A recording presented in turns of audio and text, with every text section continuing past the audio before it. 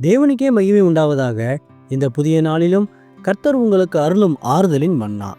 என் ஆவியின் மழையினால் உன்னை நிரப்பி உன் வறண்ட வாழ்க்கையை செழிப்பாக்கி உன்னை உயர்த்துவேன். யோவேல் 2:28. நான் மாம்சமான யாவர் மேலும் என் ஆவியை ஊற்றுவேன்.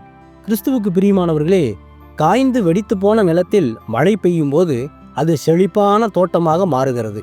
அதுபோலவே உங்கள் வறண்ட வாழ்க்கையில் தேவ ஆவியானவர் ஊற்றப்படும் போது எல்லாம் மாறும். நீங்கள் தகுதியற்றவர் என்று நினைக்கலாம், ஆனால் மாம்சமான யாவர் மேலும் என்று தேவன் வாக்கு கொடுத்திருக்கிறார். சாதாரண மீனவனான பேதுரு ஆவியானவர் வந்ததும் சரித்திரத்தை மாற்றினான். உங்கள் பலவீனம்தான் தேவனுடைய வல்லமை விளங்கும் இடம். இன்றைக்கு உங்கள் பயங்கள், தோல்விகள் கண்டு கலங்காதீர்கள்.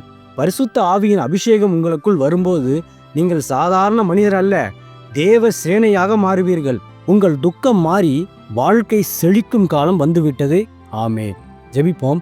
என் அன்புள்ள பரிசுத்த பரலோக பிதாவே, இந்த புதிய நாளுக்காக உமக்கு ஸ்தோத்திரம். வறண்டு போயிருக்கும் எங்கள் வாழ்க்கையின் எல்லா பகுதிகளின் மீதும் வாக்குத்தத்தம் பண்ணப்பட்ட பரிசுத்த ஆவியின் மழையை இப்பொழுதே ஊற்றுவீராக. எல்லா பலவீனங்களும் மாறி புதிய பலன் உண்டாகட்டும். இயேசுவே, கடன், வியாதி, மனபாரம் போன்ற போராட்டங்களில் சிக்கி தவிப்பவர்களை நீர் தொட்டு இப்போதே பூரண விடுதலை தாரும். இன்று பிறந்த நாள், திருமண நாள் கொண்டாடும் பிள்ளைகளின் இந்த புதிய ஆண்டை உமது நன்மையும் கிருபையும் தொடர பண்ணும். பிதாவே, இயேசுவின் வருகையில் நான் அவரோடு எடுத்துக்கொள்ளப்படும்படி என்னை தகுதிப்படுத்தும், தயார்படுத்தும். இயேசுவின் நாமத்தில் ஜெபிக்கிறேன் எங்கள் நல்ல பிதாவே.